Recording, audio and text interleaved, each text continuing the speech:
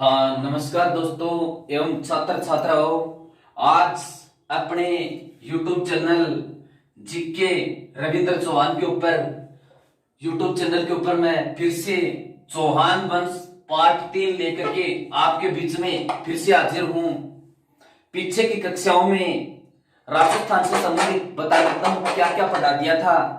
तो राजस्थान से संबंधित राजस्थान का भूगोल YouTube चैनल के ऊपर जीके रविंद्र चौहान के ऊपर डाल दिया है। आप कमेंट करके मुझे बता दीजिए भूगोल के अंदर यदि कोई भी टॉपिक बचाओ, किसी भी कंपटीशन से संबंधित छोटे से बड़े सारे टॉपिक मिला करके अकेले ज्योग्राफी के लगभग 100 से ज्यादा टॉपिक मिला दिए। जो किसी भी पुस्तक में आप मिलान कर लेना, इसके गागर में सागर है, ये ज्यादा से ज्यादा मैटर है। फिर देखो राजस्थान की कला संस्कृति,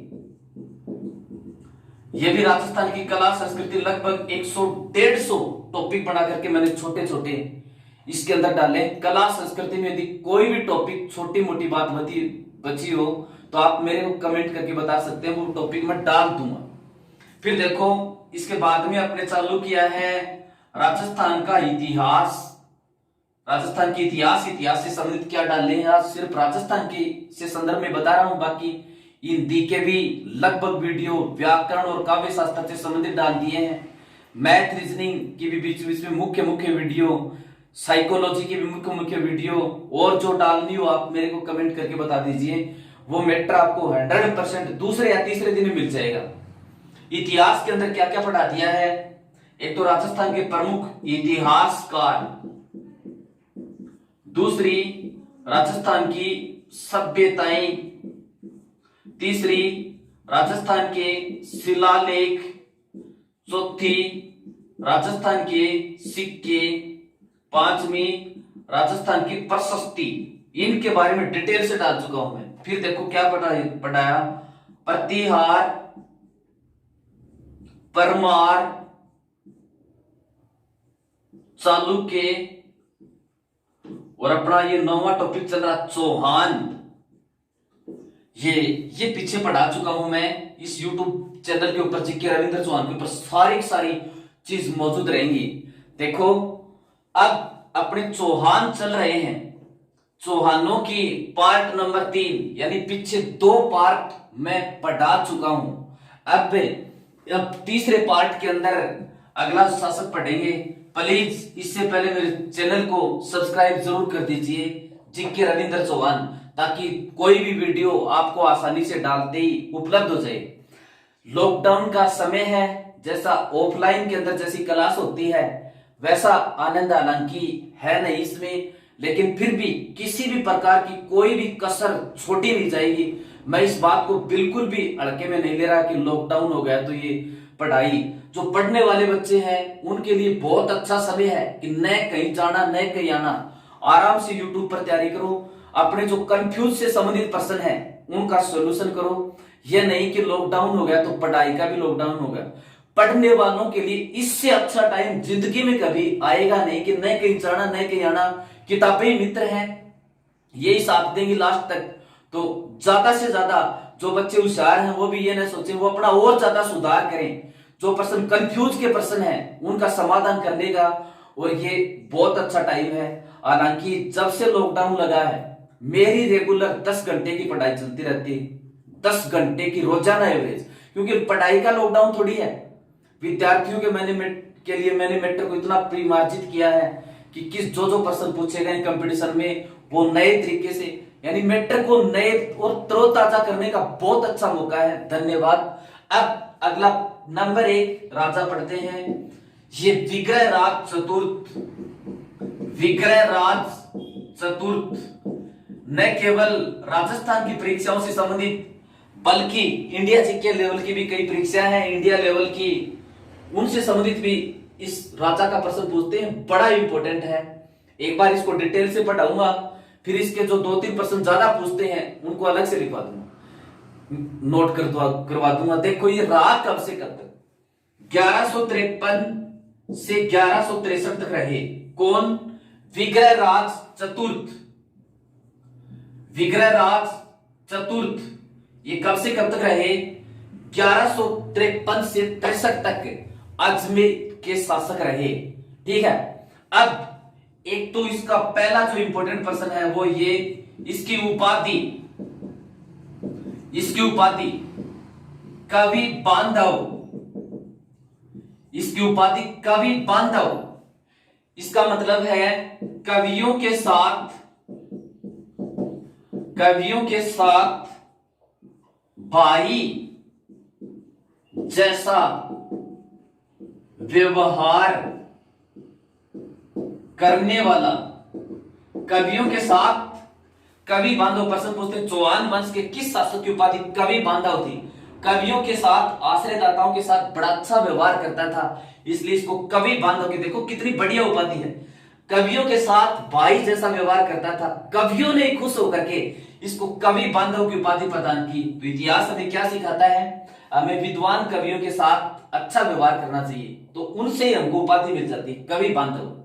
फिर देखो इसके ऊपर दूसरा प्रश्न ये बनता है, ये गजनी पड़ती है अफगानिस्तान के अंदर। इसने गजनी के शासक को हराया और उसको हराने से फिर हिंदू शासकों के अंदर उसका भय कम हो गया। ये पाकिस्तान, ये ऊपर अफगानिस्तान के अंदर एक जगह पड़ती गजनी, और यहां गजनी का एक शासक था अमीर खुसरू शाह।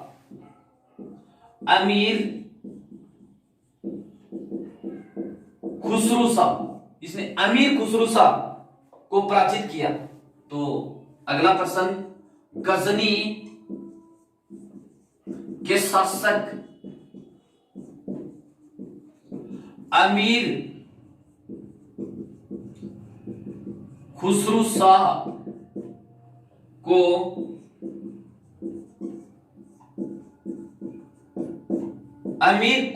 को पराजित किया। प्रश्न पूछे कि अमीर खुसरू शाह को पराजित करने वाला चौहान वंश का शासक कौन था? तो इस प्रश्न का उत्तर क्या होगा? विग्रहराज चतुर्थ।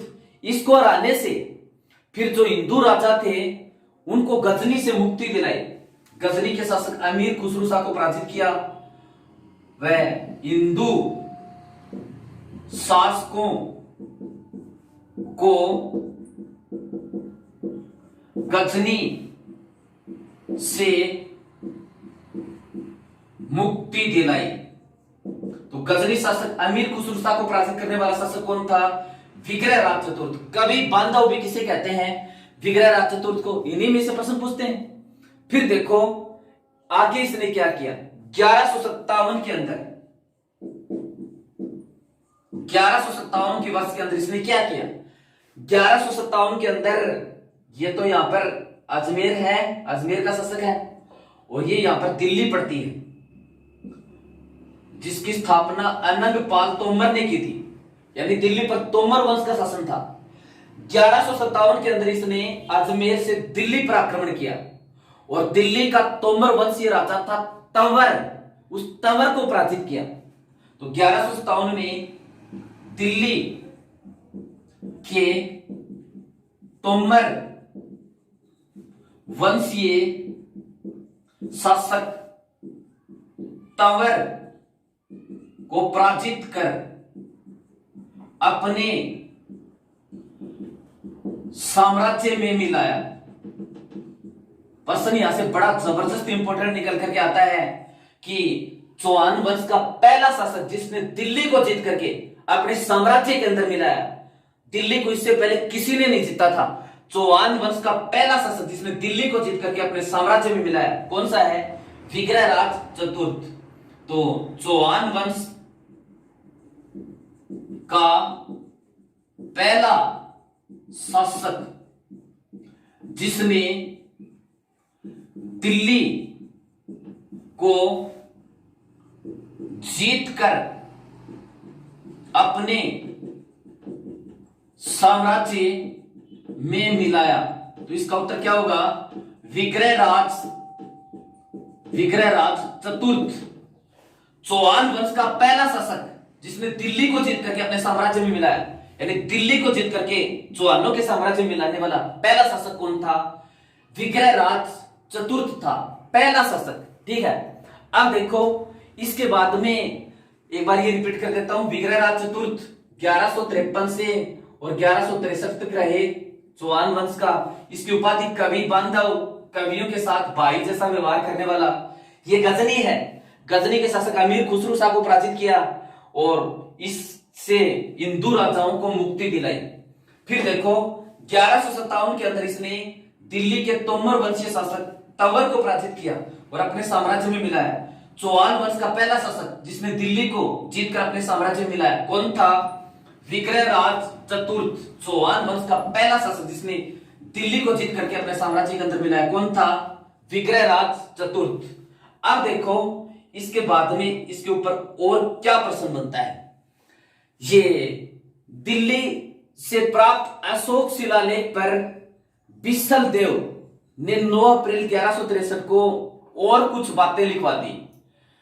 उस शिलालेख के अनुसार विग्रहराज ने देश के मुसलमानों का सफाया कर दिया। यानी देखो बताता हूं, दिल्ली है ये, दिल्ली में यहां पर अशोक का शिलालेख है, अशोक का शिलालेख।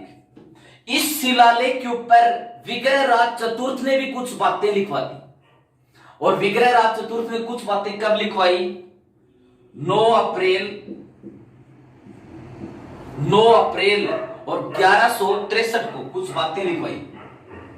यानी दिल्ली से प्राप्त अशोक के शिलालेख के ऊपर विग्रहराज चतुर्थ के द्वारा लिखवाई हुई कुछ बातें भी हैं। वो 9 अप्रैल 1163 को लिखवाई थी। इसके ऊपर क्या लिखा हुआ है? विग्रहराज चतुर्थ ने देश से मुसलमानों का सफाया कर दिया था और अपने जो उत्तराधिकारी थे, अपने जो सामंत थे, उनको ये कहा मुसलमानों को आप अटक नदी से इधर ही मत आने दो। ये भी बताऊंगा अटक नदी क्या है, एक बार लिखता हूं। तो देखो दिल्ली स्थित अशोक के शिलालेख पर विग्रहराज चतुर्थ ने भी 9 अप्रैल 1163 को कुछ बातें लिखवाई थी, कुछ चीजें लिखवाई थी और ये शिव शिलालेख कहलाता है। तो दिल्ली स्थित अशोक शिलालेख पर विग्रहराज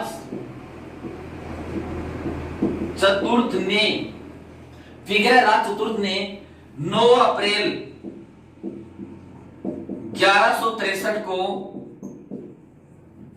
कुछ बातें लिखवाई। वह यह, यानी इस शिलालेख को कहते क्या है? शिवालिक स्तंभ लेख कहते हैं। यह शिवालिक स्तंभ लेख कहलाता है। इस लेख के अनुसार, यानी इस लेख के अनुसार विग्रहराज, इसके ऊपर लिखा हुआ है विग्रहराज चतुर्थ ने देश से मुसलमानों का सफाया कर दिया था। वह अपने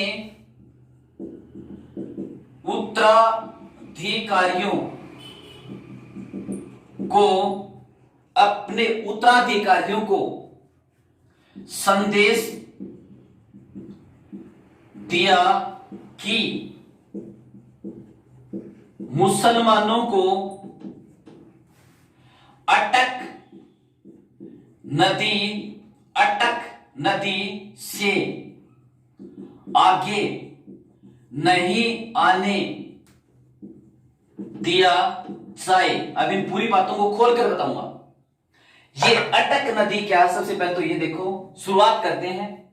दिल्ली स्थित अशोक शिलालेख पर विग्रहराज चतुर्थ ने 9 अप्रैल 1163 को कुछ बातें लिखवाई।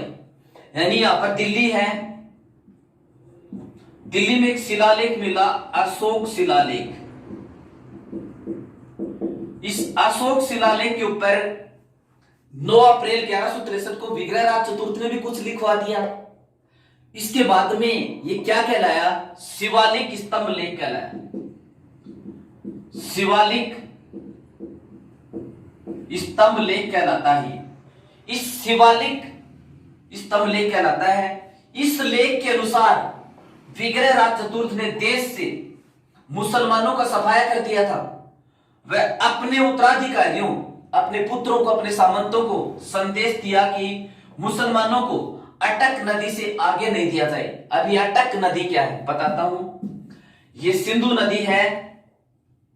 सिंधु नदी चीन से निकलती है, फिर भारत, ये चीन, ये भारत और पाकिस्तान से होकर के ये अरब सागर में गिरती है। अरब सागर में गिरती है। कौन सी नदी? सिंधु नदी। सिंधु नदी। इस सिंधु नदी की कुल लंबाई 2660 किलोमीटर है। ये अरब सागर में गिरने वाली सबसे लंबी नदी है। अरब सागर में गिरने वाली सबसे लंबी नदी सिंधु नदी है।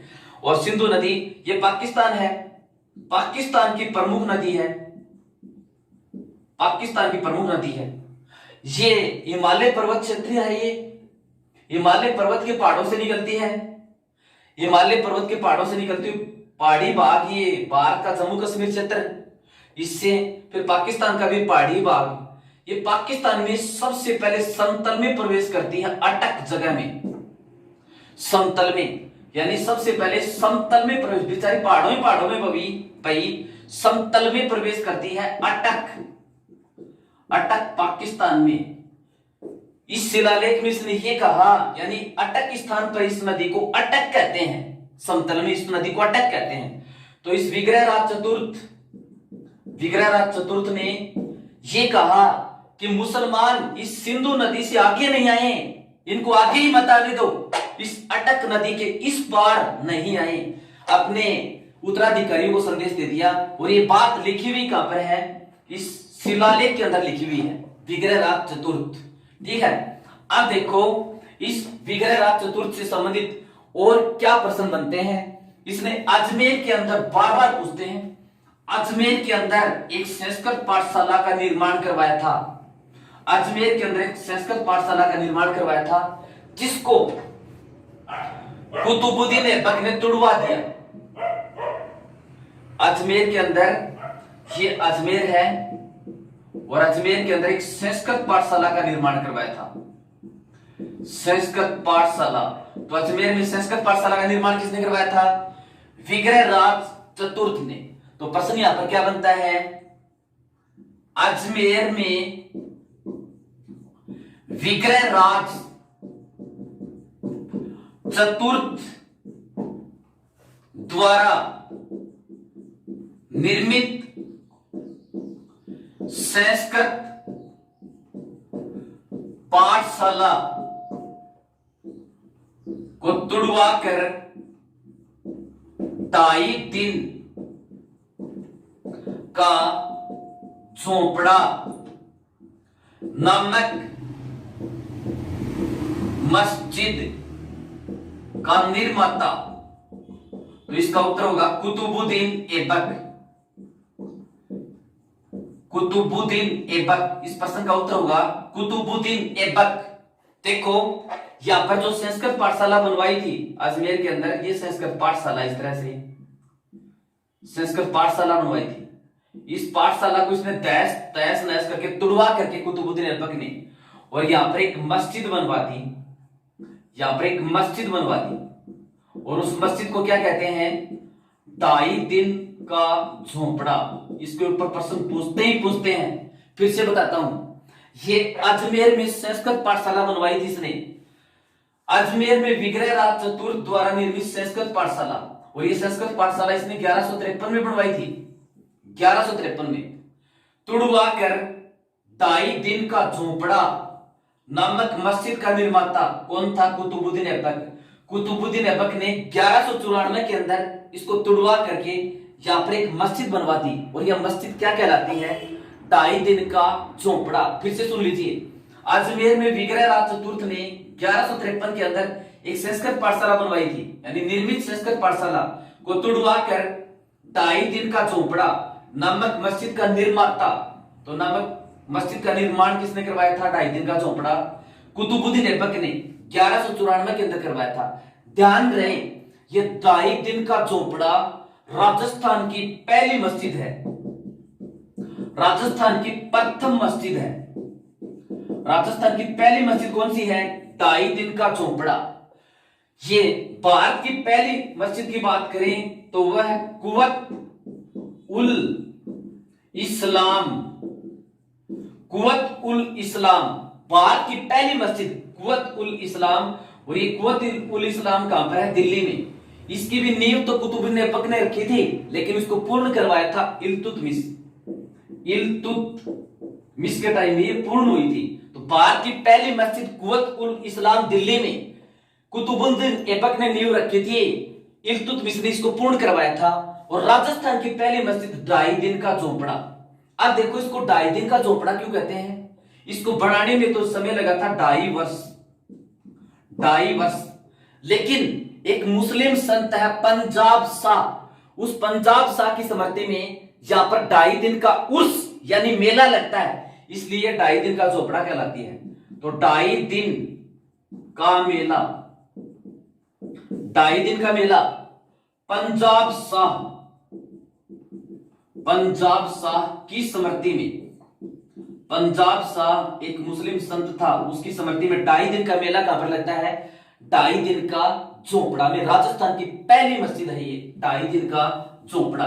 अब देखो विग्रह राज चतुर्थ, इसके ऊपर और क्या प्रश्न बनते हैं? विग्रह राज चतुर्थ, इसमें इसका जो सबसे इंपॉर्टेंट प्रश्न है वो ये है, सबसे इंपॉर्टेंट जो प्रश्न है वो ये है, हेरी केली नाटक के रचयिता, हेरी केली नाटक किसने लिखा था?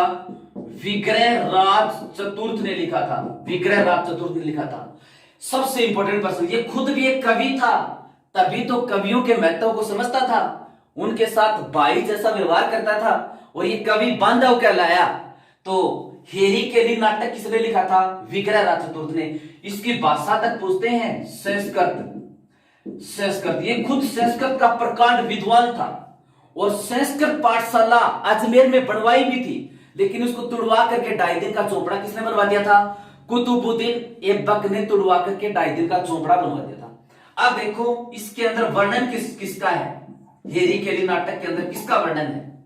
इसके अंदर महाभारत के अंदर अर्जुन और शिव के मध्य जो युद्ध हुआ था उसका वर्णन है। तो हेरी केली नाटक में किसका वर्णन है?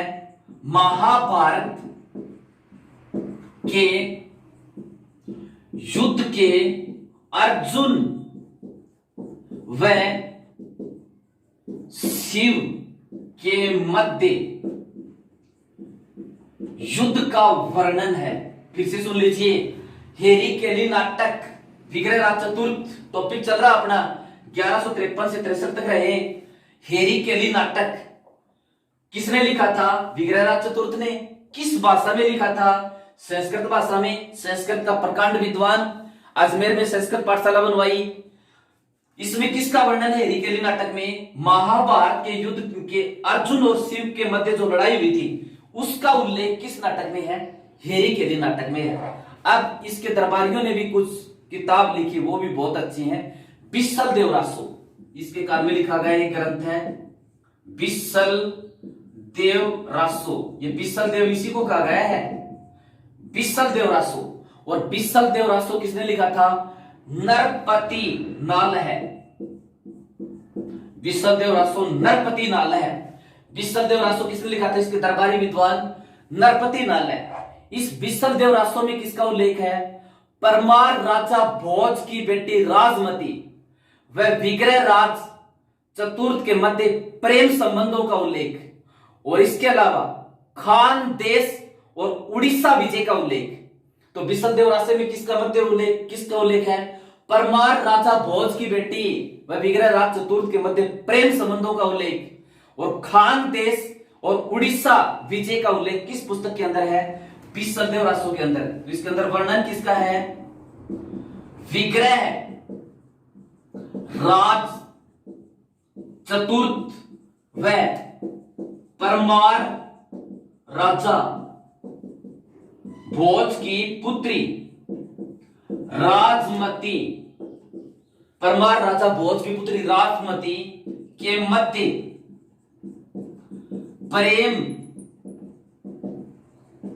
संबंधों का उल्लेख, प्रेम संबंधों का उल्लेख, इसके अलावा खान देश व उड़ीसा विजय, खान देश व उड़ीसा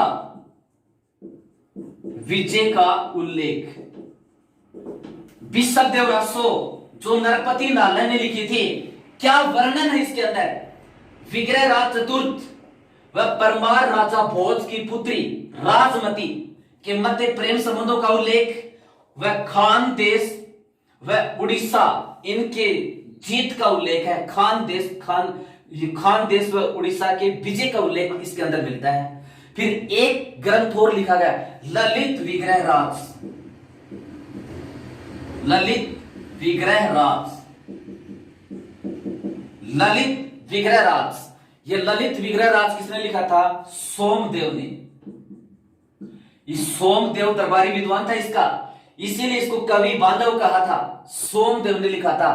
इसके अंदर किसका वर्णन है? विग्रह राज चतुर्थ व इंद्रपुरी की राजकुमारी देसल देवी के मध्य प्रेम का उल्लेख है। तो इसके अंदर किसका उल्लेख? विग्रह राज चतुर्थ व विग्रह राज चतुर्थ व इंद्रपुरी की राजकुमारी देसल देवी व इंद्रपुरी की राजकुमारी देसल देवी के मध्य प्रेम संबंधों का उल्लेख। और ये काल्पनिक भी है, ललित विग्रह राज ही काल्पनिक है। तो देखो, विग्रह राज चतुर्थ 1153 से 63 तक अजमेर के शासक रहे। हेरी केली नाटक इन्होंने खुद ने लिखा। विग्रह राज चतुर्थ ने संस्कृत भाषा में लिखा। इसका वर्णन महाभारत के युद्ध के अर्जुन व शिव के मध्य जो वर्णन हुआ था उसका उल्लेख मिलता है। और ब्रिस्टल ब्रिटेन के अंदर राजा राममोहन राय का मकबरा है। ब्रिस्टल ब्रिटेन के अंदर, उसके ब्रिस्टल ब्रिटेन के अंदर राजा राम मोहन राय के मकबरे पर अंकित है। राजा राममोहन राय का जो मकबरा है ना, उसके ऊपर कौन सा नाटक अंकित है?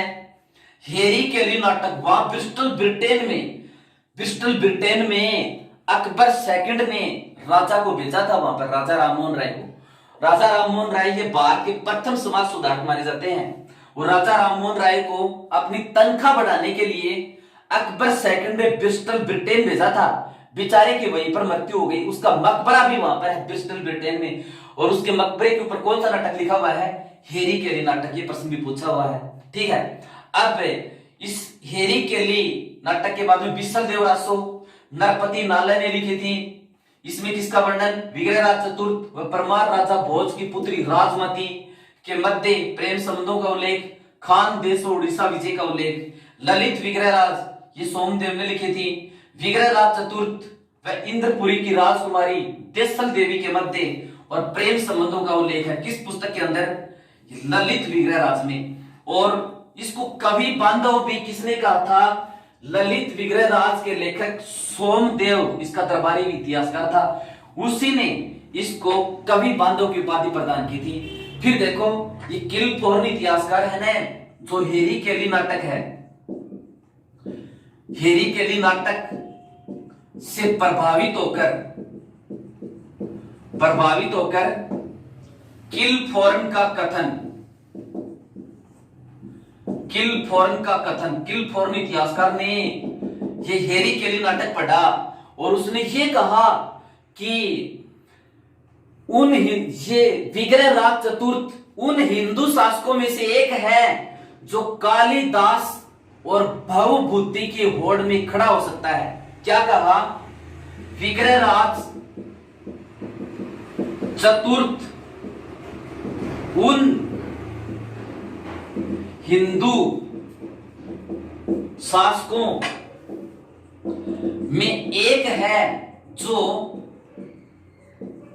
कालिदास व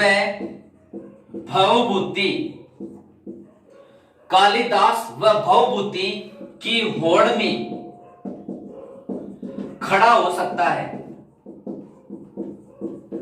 की होड़ में खड़ा हो सकता है। देखो कितनी अच्छी बात। हेरी केली नाटक से प्रभावित होकर पढ़ करके किलफोर्न विद्वान ने कथन कहा, विग्रहराज चतुर्थ उन हिंदू शासकों में से एक है जो कालिदास व भवभूति की होड़ में खड़ा हो सके। कहने का मतलब ये विग्रहराज चतुर्थ, कालिदास और भवभूति जैसे विद्वान हैं, महान हस्तियां, उनके टक्कर का इतिहासकार है, उनके बराबर की श्रेणी का इतिहासकार है। ये बात किसने कही? किलफोर्न ने कही। विग्रहराज चतुर्थ उन हिंदू शासकों में से एक है जो कालिदास और भवभूति की ओर में खड़ा हो सके। अब ये देखो कौन थे? ये गुप्त काल के शासक चंद्रगुप्त सेकंड के दरबारी विद्वान थे। सेकंड के दरबारी विद्वान थे कालिदास और भवभूति। चंद्रगुप्त सेकंड, जिसको इतिहास में विक्रमादित्य के नाम से जाना जाता है, विक्रमादित्य के नाम से जाना जाता है। ध्यान रहे, भारत के इतिहास के अंदर 14 शासकों ने विक्रमादित्य की उपाधि धारण की। 14 शासकों ने विक्रमादित्य की उपाधि धारण की, लेकिन विक्रमादित्य के नाम से प्रसिद्ध कौन हुआ? ये चंद्रगुप्त सेकंड विक्रमादित्य के नाम से प्रसिद्ध हुआ। कालिदास इसी का दरबारी विद्वान था। भारत के इतिहास के अंदर सबसे पहले नवरत्न रखने की शुरुआत भी इसी चंद्रगुप्त सेकंड ने की थी। और दो शासक ऐसे हुए जो नवरत्न रखते थे, एक तो चंद्रगुप्त सेकंड और दूसरा अकबर। तो कालिदास, इस कालिदास की थोड़ी सी रचना देख लेते हैं, कई कंपटीशनों में पूछ लेते हैं। एक तो इसके नाटक अभिज्ञान शाकुंतलम, दूसरा माल विकाग्नि मित्रम, तीसरा विक्रमो वर्षियम। ये तो इसके नाटक अभिज्ञान शाकुंतलम, माल विकाग्नि मित्रम, विक्रमो वर्षियम। फिर देखो इसके बाद में इसके महाकाव्य, कालिदास के महाकाव्य कौन कौन से? एक नंबर मेघदूत, दो नंबर रघुवंश, मेघदूत रघुवंश, तीन नंबर कुमार संभव और चार नंबर ऋतु संहार। ऋतु संहार। प्रश्न पूछते हैं निम्न में से कौन सा कालिदास का नाटक नहीं है? अभिज्ञान शाकुंतलम।